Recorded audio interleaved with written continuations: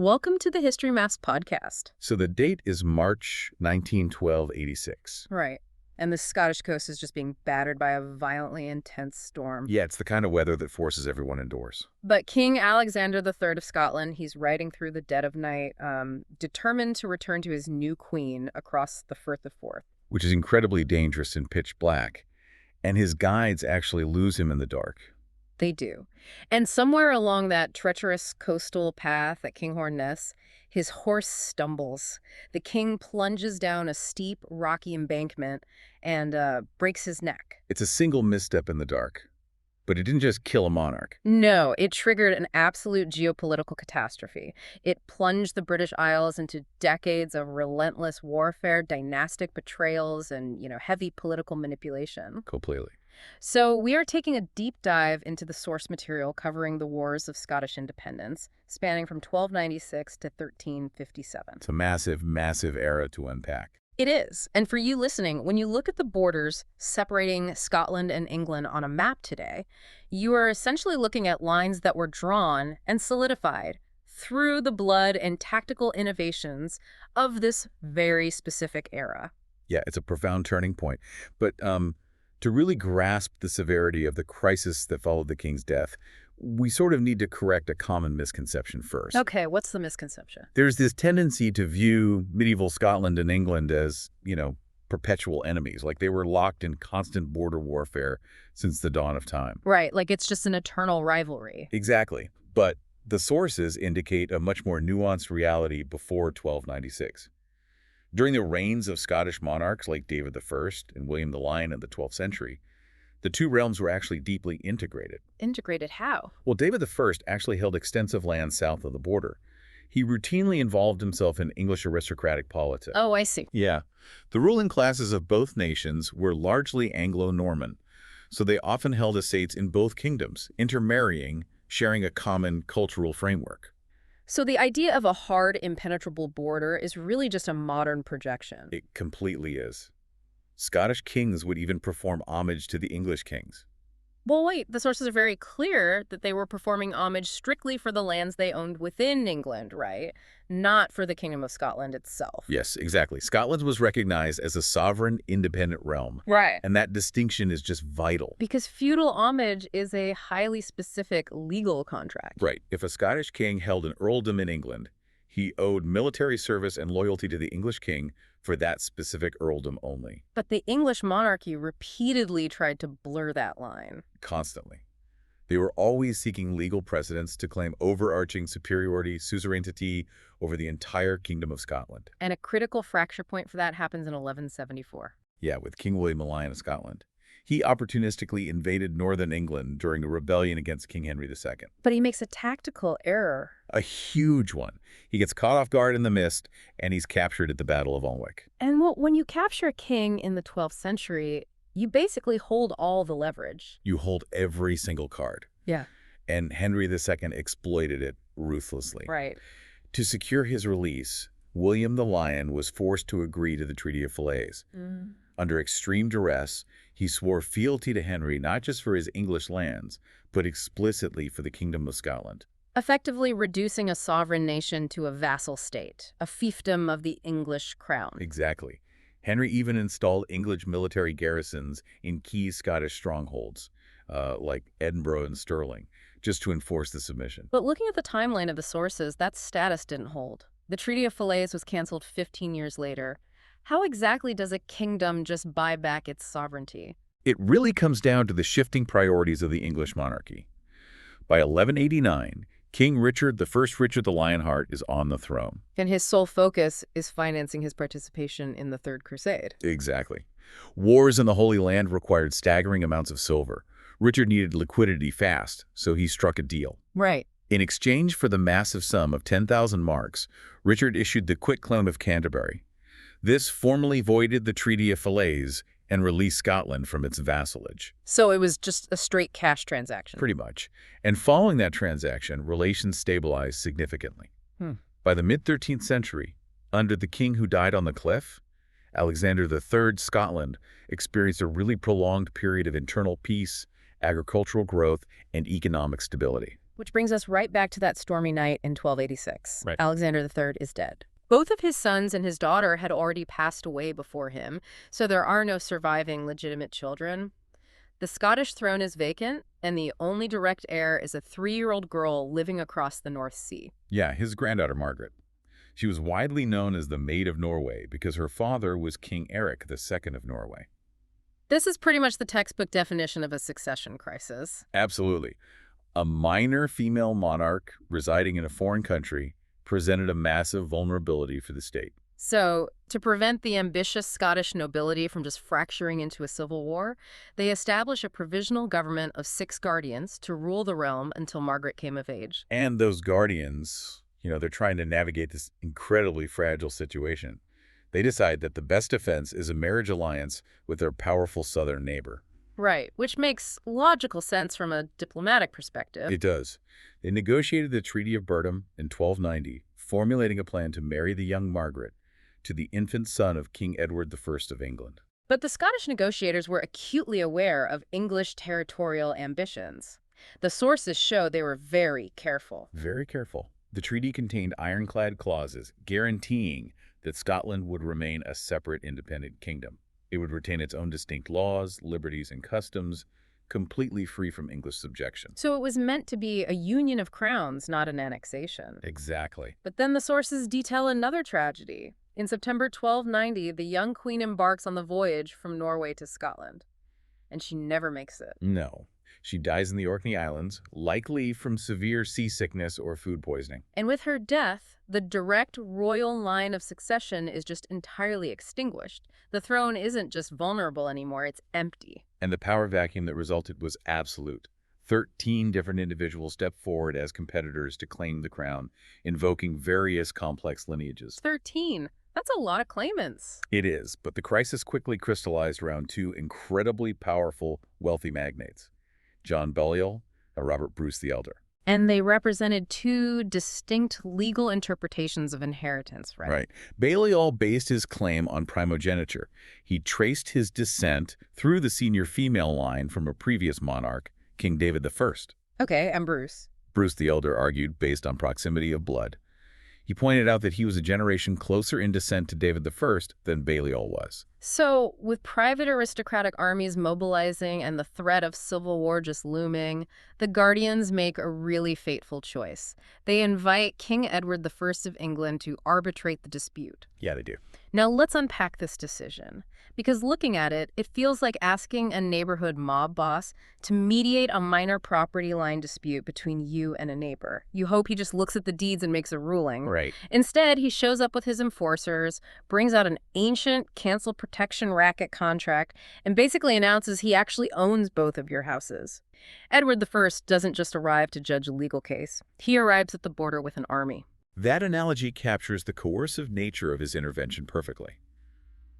When Edward I arrived at the border for this arbitration process, which became known as the Great Cause, he immediately weaponized the situation. No, so? Before he would agree to listen to a single legal argument, he demanded that all the claimants formally recognize him as the Lord Paramount of Scotland. Oh. Yeah. He cited monastic chronicles and that long-canceled Treaty of Falaise, just completely ignoring the quitclaim of Canterbury, to argue that English kings possessed a historical right of overlordship. Why on earth would the Scottish nobles agree to that? Because they were trapped. I mean, they were deeply divided among themselves, terrified of a devastating civil war and facing an English king backed by a massive military force. So if one says no, they just lose their chance. Exactly. If any single claimant refused Edward's demand, Edward would simply disqualify them and award the crown to a rival who was willing to submit. So they capitulated. They did. Edward established a court with 104 commissioners to hear the arguments, but he had already fundamentally altered the constitutional relationship between the realms before the first witness was even called. Which brings us to November 1292. The court reaches a decision, and Edward awards the crown to John Balliol. Right, because under the feudal laws of inheritance prevalent at the time, Balliol's claim of primogeniture was generally considered superior. So he is inaugurated King of Scots, but the crown he puts on his head is fundamentally diminished, isn't it? It was essentially a poisoned chalice. John Balliol was enthroned at Scone on November 30, 1292.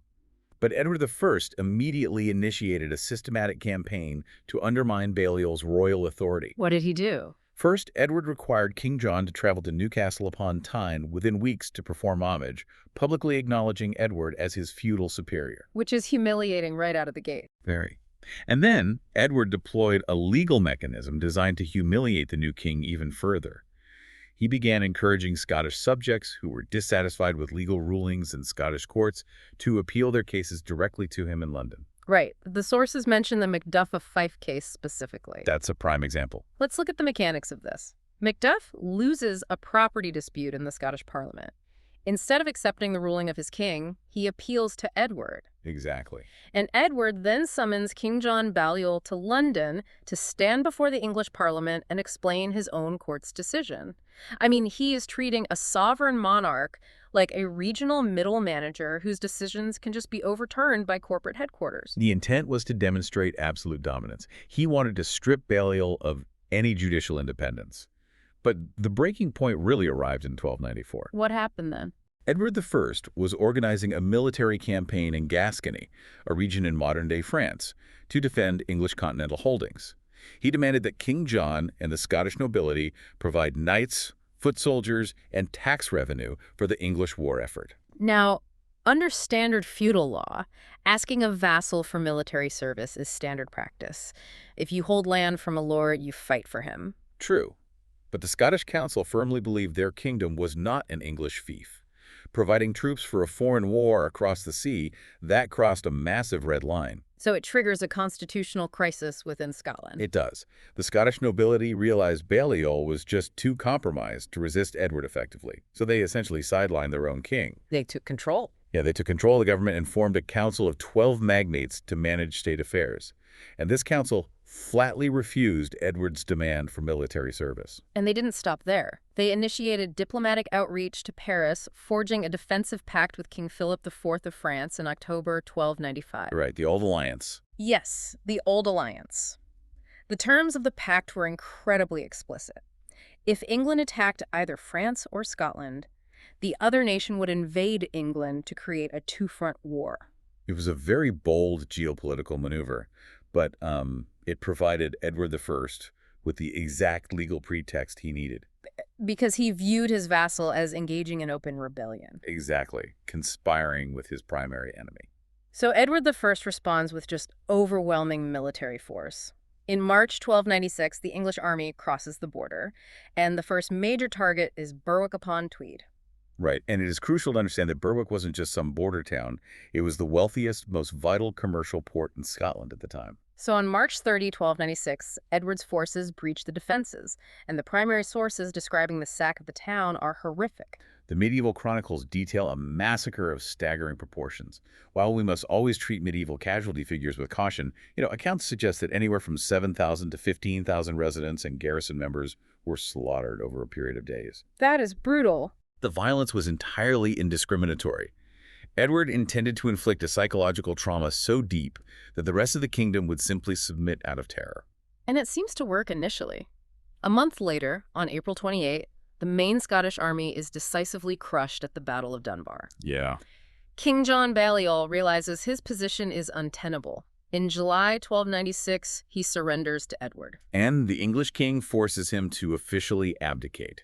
He strips the royal insignia from his tabard, his surcoat, in this public ceremony, which earned Balliol the mocking nickname Tomb Tabard. Meaning empty coat. Right. With the king deposed and the army shattered, Edward I embarks on a tour of subjugation throughout Scotland. He systematically confiscated national records and artifacts to just erase the symbols of Scottish nationhood. And the most devastating blow was the seizure of the Stone of Destiny from Scone Abbey.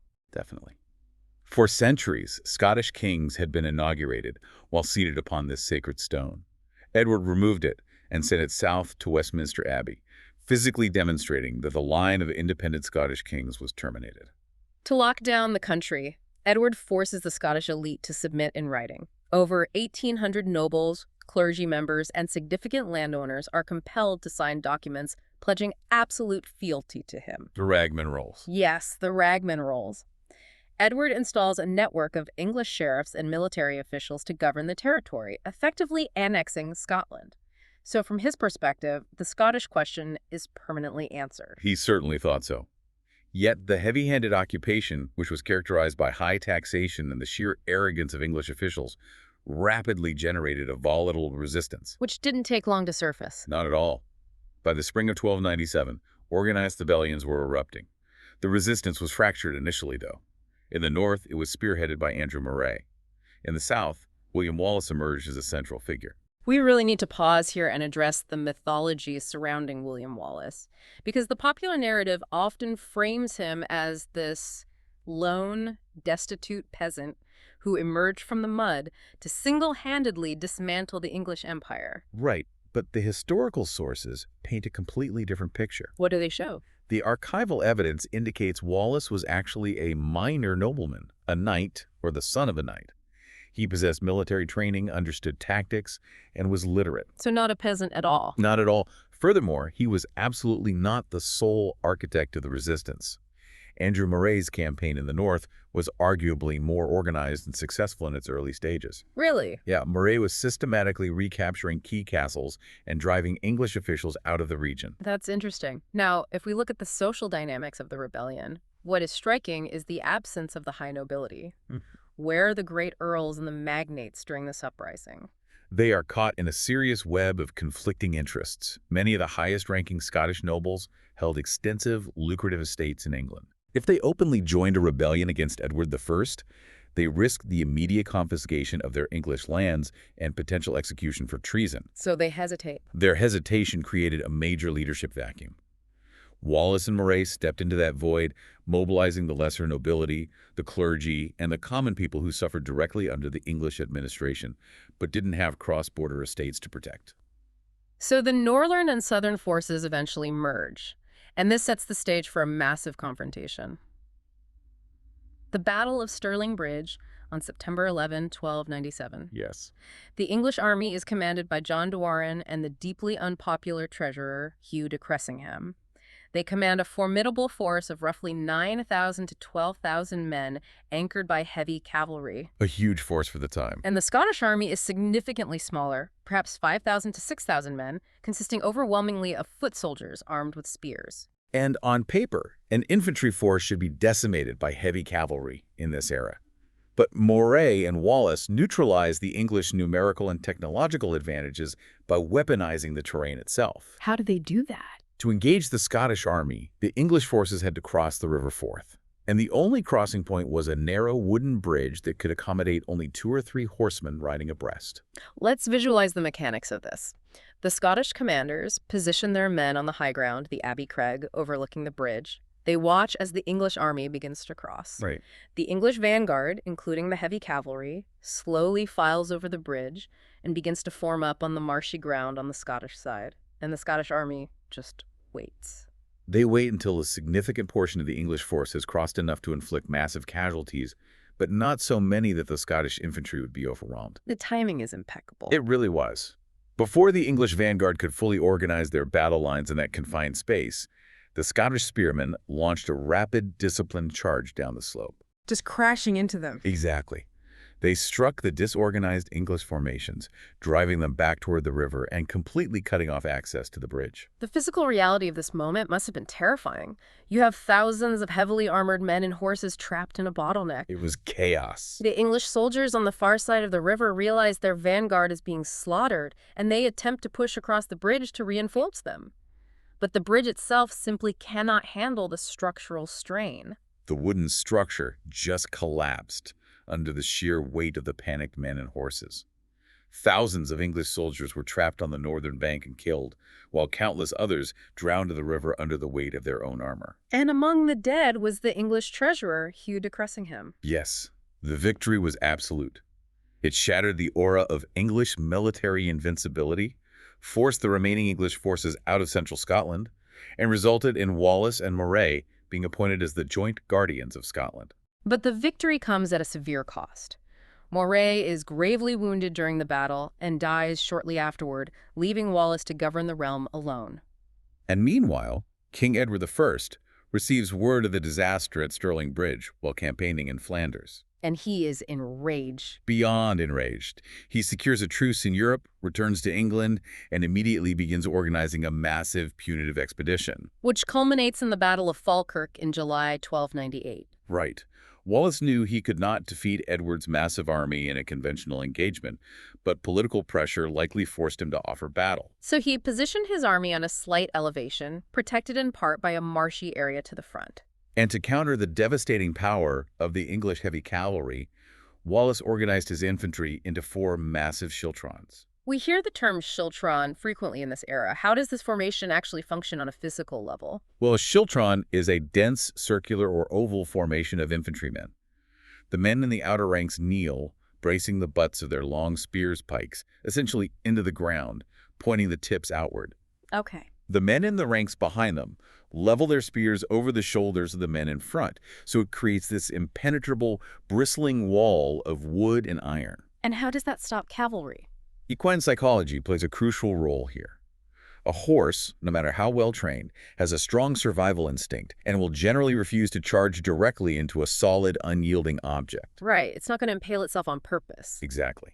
As long as the men in the schiltron hold their nerve and maintain the tight formation, cavalry charges will break around them. And initially at Falkirk, the schiltrons work exactly as designed.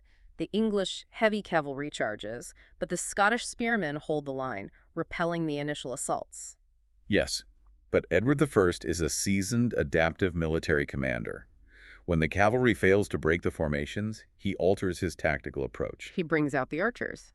He possessed a weapon that Wallace could not counter, masked Welsh longbowmen.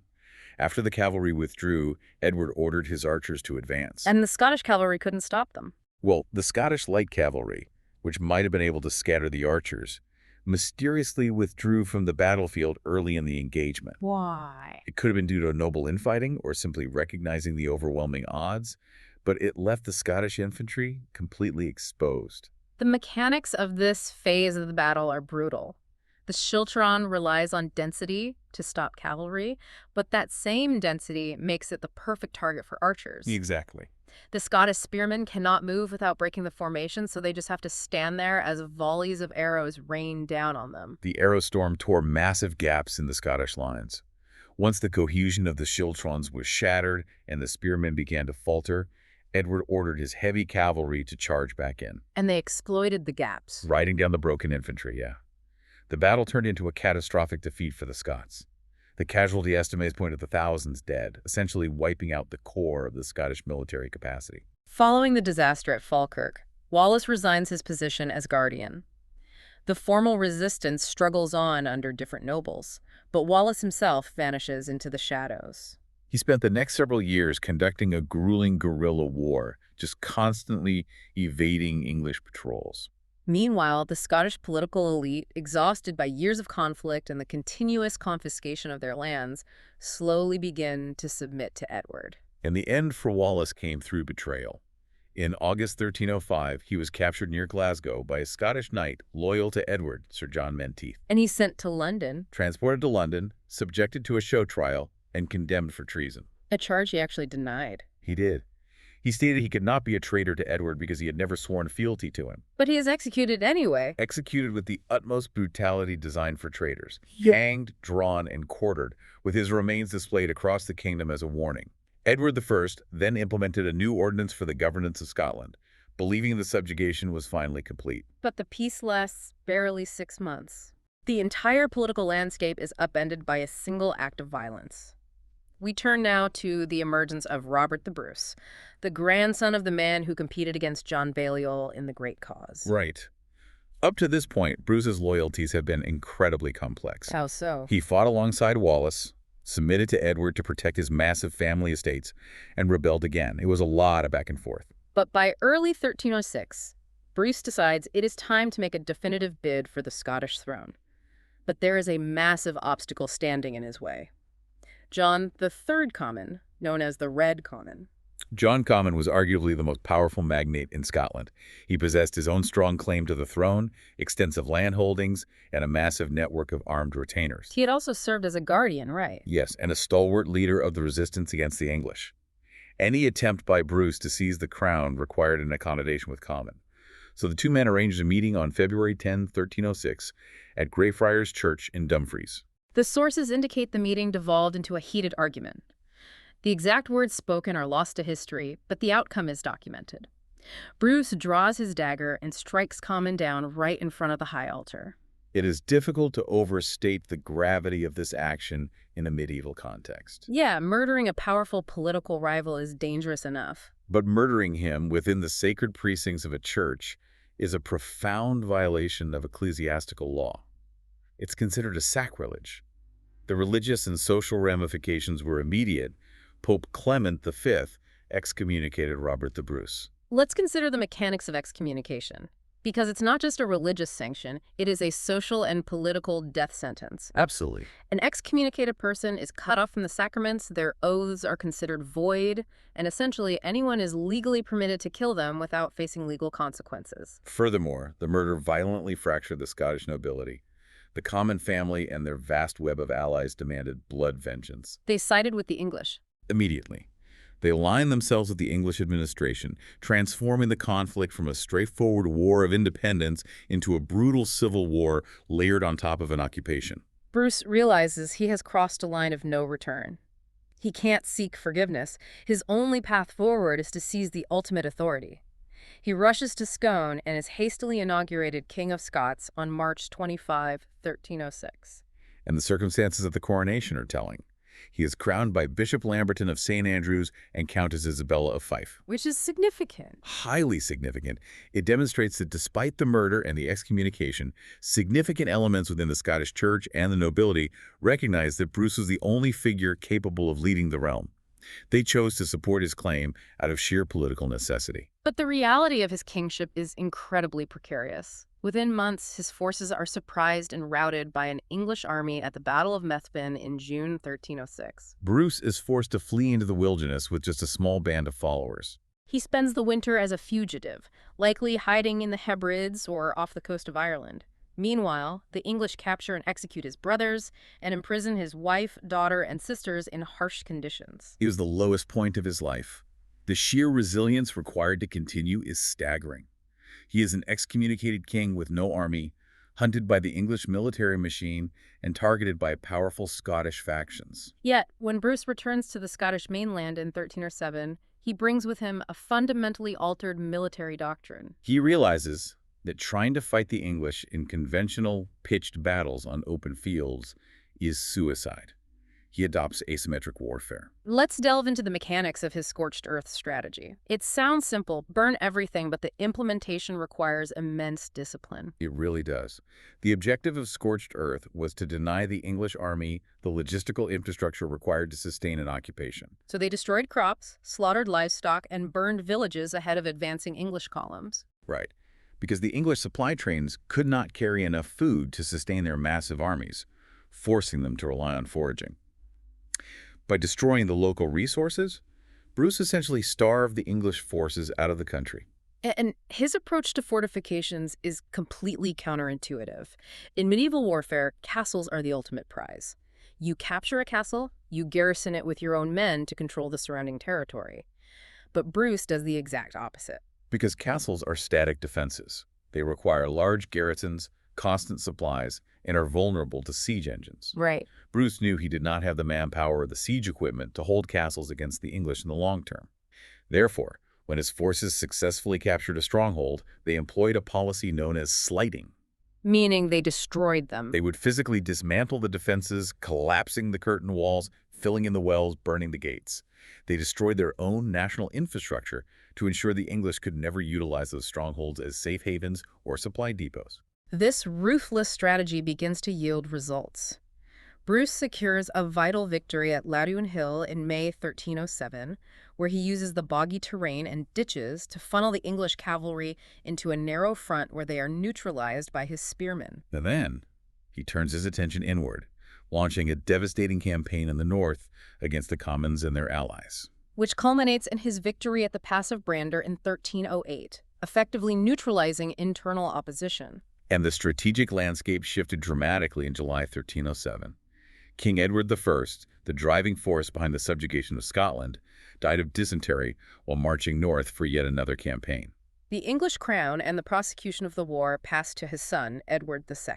Right. And Edward II is a very different kind of king. He lacks his father's obsessive focus on Scotland and is deeply embroiled in toxic political disputes with his own powerful barons in England. This internal English dysfunction provided Bruce with the critical breathing room he needed.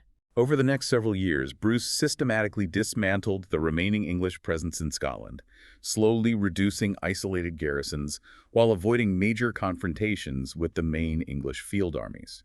By 1314, the strategy has isolated the English to a mere handful of strongholds. The most significant of these is Stirling Castle, which controls the main route into northern Scotland. And Bruce's brother, Edward Bruce, had been laying siege to the castle. In a display of chivalric hubris, Edward Bruce agrees to a pact with the English governor. If an English army does not arrive to relieve the castle by midsummer, the garrison will surrender. Robert the Bruce was reportedly furious. I can imagine. The pact forced a timeline and compelled Edward II to organize a massive relief force. It guaranteed the exact scenario Bruce had spent years avoiding: a set-piece battle against the full might of the English military. The ensuing confrontation is the Battle of Bannockburn, fought on June 23 and 24, 1314. The sheer scale of the forces involved highlights the disparity. It does.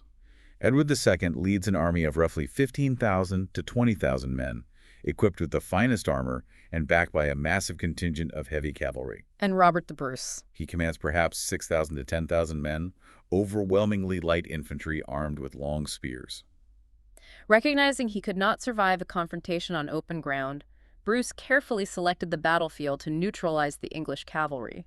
He positioned his army in a wooded area behind the Bannockburn, a stream bordered by dense, boggy marshes.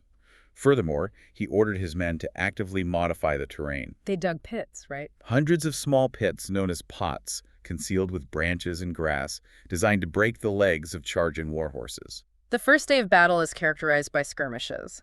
The English vanguard attempts to cross the stream and is bloodily repulsed by the Scottish schiltrons. But the most famous incident of the first day involves Bruce himself. Oh, yeah? He is riding a small pony, inspecting the lines, armed only with a battle axe, when an English knight, Sir Henry de Bohun, spots him. Bohun lowers his lance and charges the king. It was a moment of immense peril.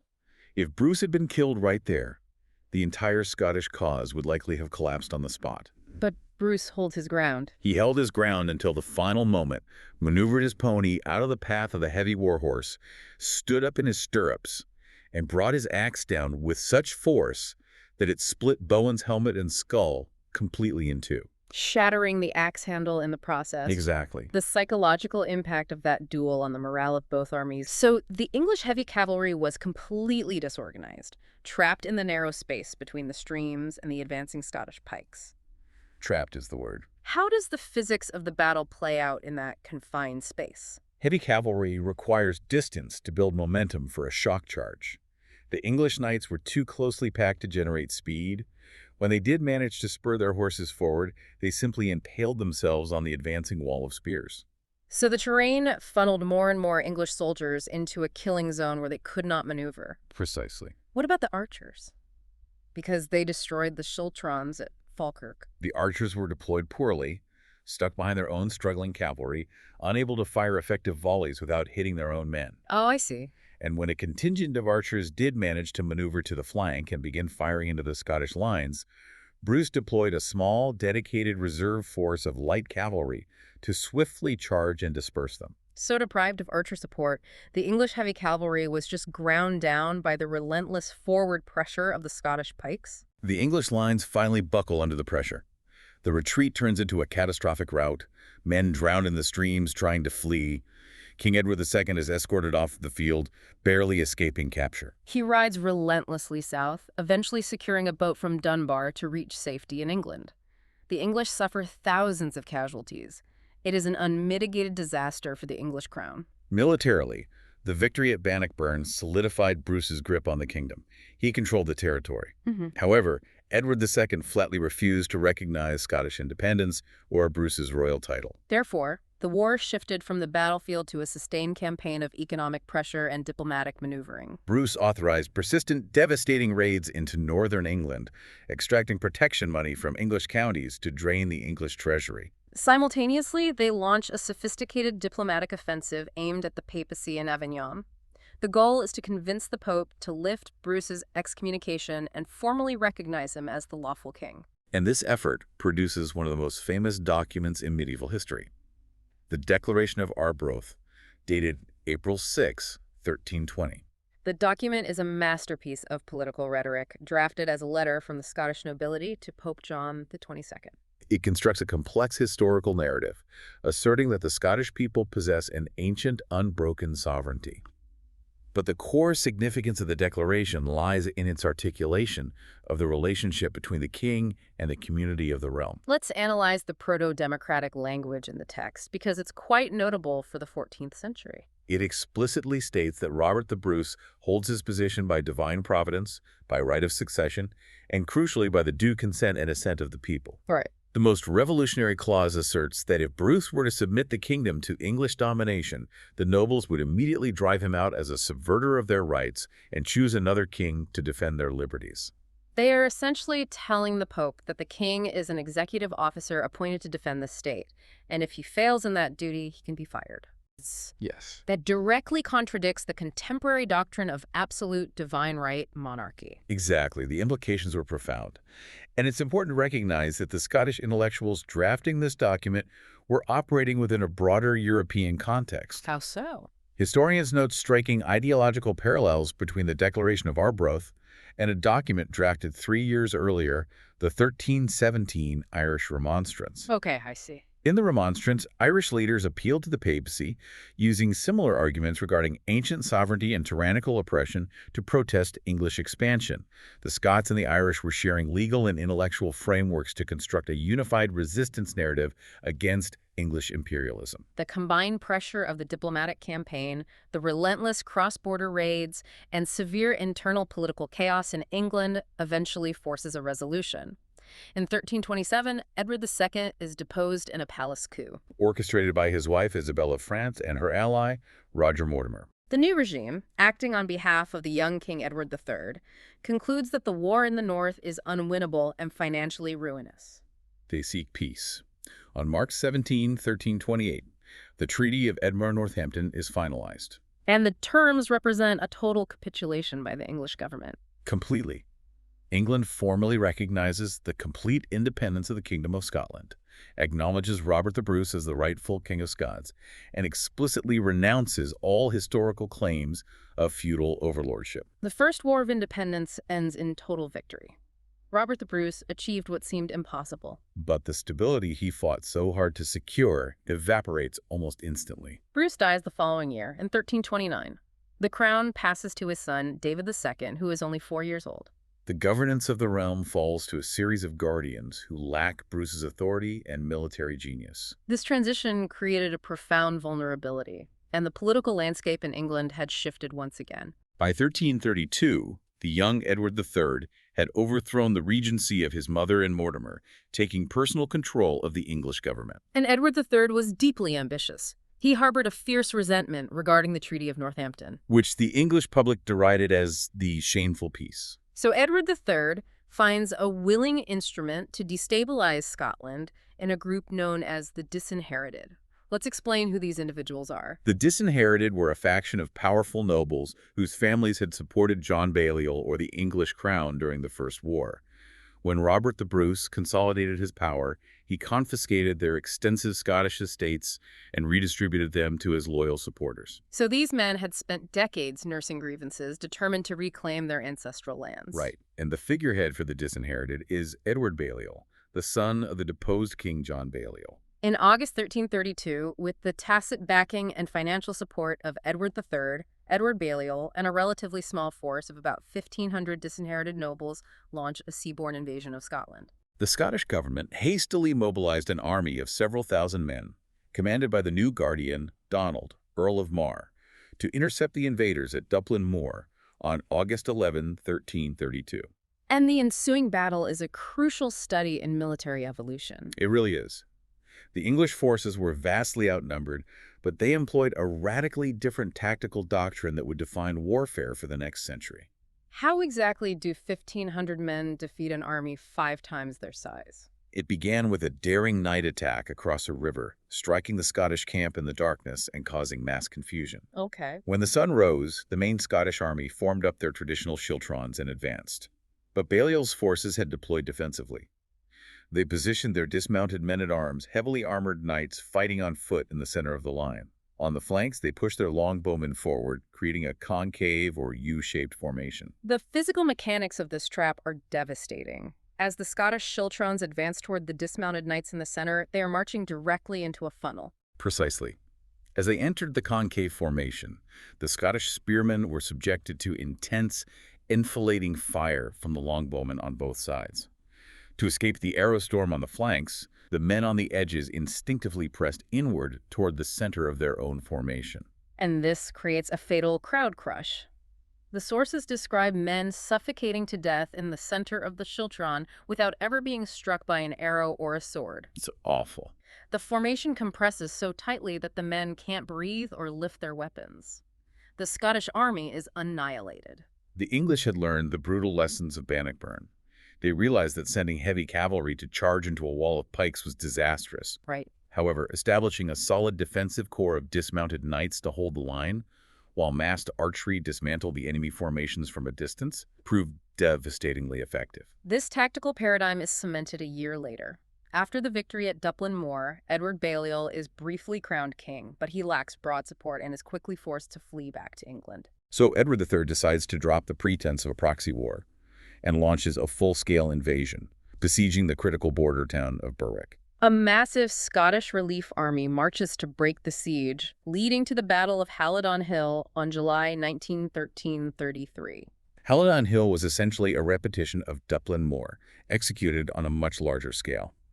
Edward III selected the ground meticulously, positioning his forces on an elevated ridge. The Scottish army was forced to advance across a boggy valley and charge uphill against the English positions. The result is a massacre. The Scottish schiltrons are decimated by longbow fire as they struggle through the mud and up the slope. Estimates suggest over 10,000 Scots are killed, including the Guardian Archibald Douglas and a vast swath of the Scottish aristocracy. Berwick surrenders and is permanently annexed into England, remaining an English town to this day. The Scottish state was brought to the brink of total collapse. Edward Balliol was reinstated as a puppet king and immediately ceded 8 entire counties in southern Scotland to Edward III, effectively partitioning the kingdom. The situation was so dire that the young King David II was forced to flee to France for his physical safety in 1334. This exile activates the Auld Alliance once again. While David II resides in safety at the French court, a core group of Scottish loyalists, led by figures like Sir Andrew Murray, refuse to capitulate. They revert entirely to the strategy developed by Robert the Bruce, avoiding pitched battles, relying on guerrilla warfare, harassing English supply lines, and slowly starving out the English garrisons. Their persistent resistance was immensely aided by a massive geopolitical realignment. Edward III's ambitions shifted toward a much grander prize, the throne of France. The opening maneuvers of the Hundred Years' War began, drawing the vast majority of English military resources, funding, and attention away from the grueling, unprofitable conflict in Scotland. This distraction allowed the Scottish resistance to gradually reclaim territory, enabling David II to return to Scotland in 1341 and assume personal control of the government. But alliances are reciprocal. In 1346, Edward III inflicts a catastrophic defeat on the French army at the Battle of Crécy. The French king, Philip VI, is desperate. He invokes the Auld Alliance, sending urgent pleas to David II to launch an invasion of northern England. The goal is to force Edward to divert his armies away from the continent to defend his own borders. David honored the alliance. He assembled an army of roughly 12,000 men and marched into England in October 1346, plundering as far south as Durham. They established a camp at a place called Neville's Cross. However, they drastically underestimated the English capacity to mobilize local defenses. The Archbishop of York had assembled a force of local levies, border lords, and veteran soldiers, numbering perhaps 6,000 or 7,000. The armies clash at the Battle of Neville's Cross on October 17, 1346. The battlefield conditions play a major role here. They do. The sources describe broken terrain intersected by stone walls and ditches, and a dense morning fog that severely limits visibility and communication. The Scottish army was organized into 3 traditional battles or divisions. but the broken terrain made it impossible for them to coordinate their advance or maintain formation. The English archers, exploiting a confusion, maneuvered aggressively. The archers target the Scottish flanks. The Scottish commanders, trying to stop the relentless arrow fire, order premature charges over the rough ground. The Scottish right flank collapsed completely under the pressure and fled the field.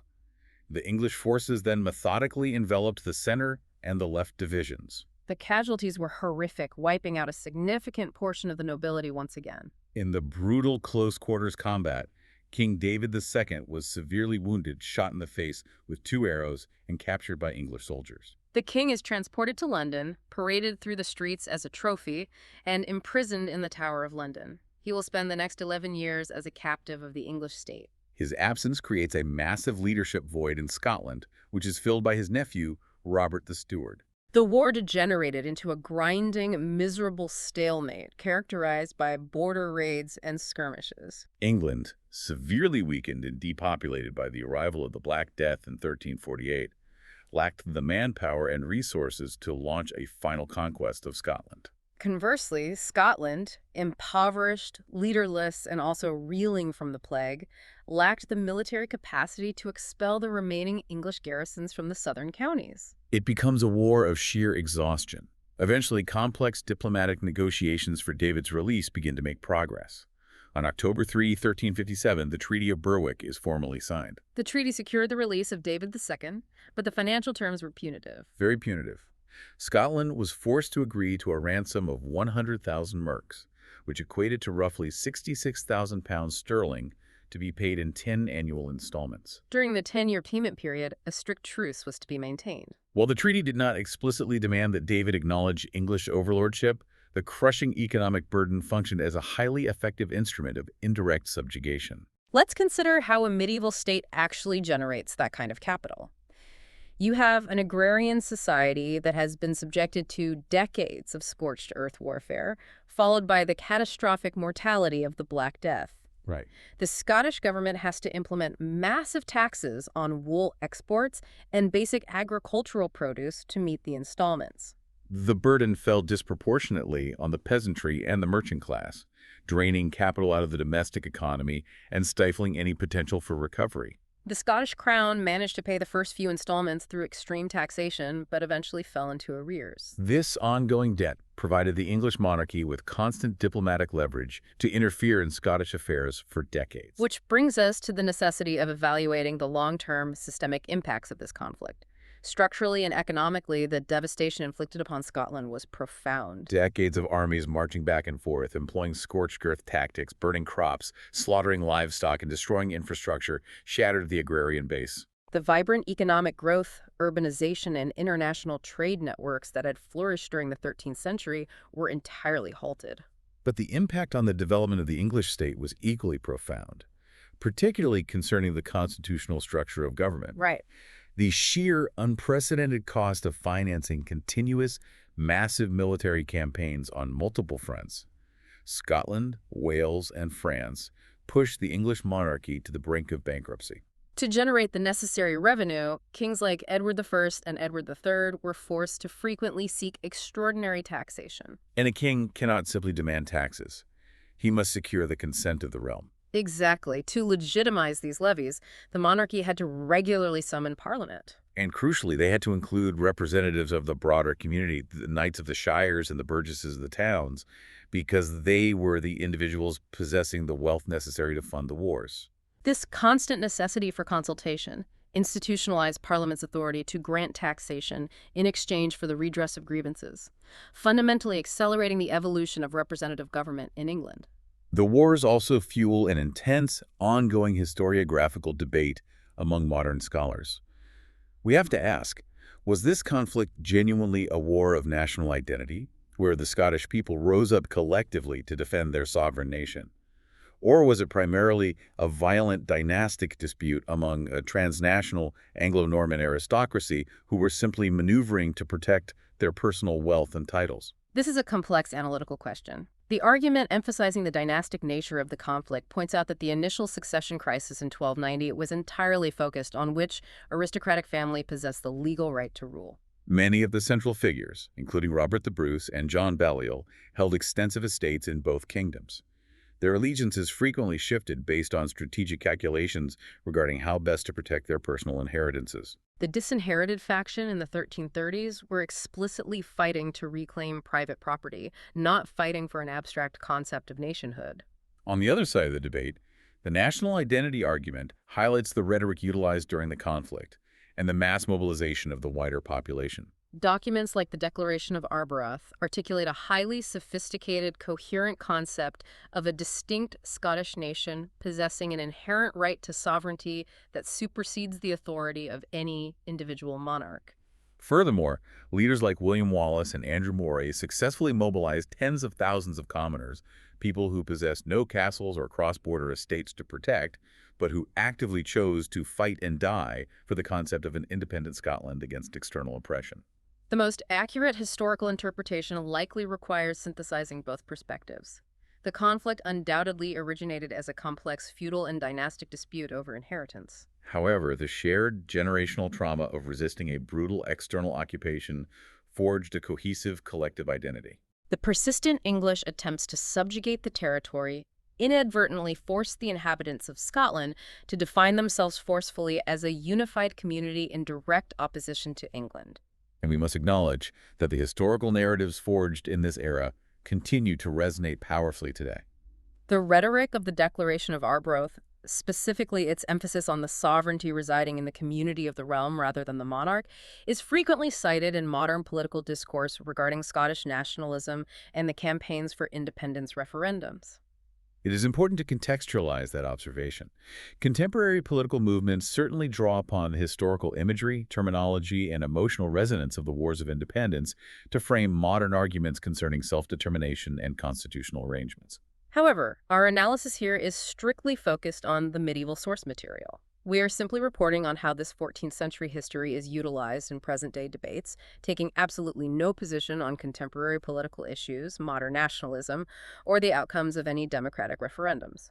Our focus remains squarely on unpacking the historical record. So when we look back at the entirety of this period, from the death of Alexander III to the ransom of David II, what is the ultimate legacy of the conflict? The overarching legacy is the establishment of a permanent ideological border where a fluid, integrated frontier had previously existed. The wars created a deep-seated suspicion and militarized the relationship between the two nations, ensuring that the British Isles would remain politically divided for hundreds of years. The ultimate historical irony of the entire era is striking. King Edward I initiated this conflict with a singular, obsessive ambition: to permanently subjugate Scotland and unite the entire island of Britain under one centralized English authority. Yet his aggressive legal manipulation and the brutal military occupation he unleashed achieved the exact opposite outcome. His actions inadvertently forged a distinct, unified, and fiercely resilient Scottish identity that successfully resisted assimilation for centuries, guaranteeing that the island remained divided. Thank you for listening. History Maps. Learn history visually.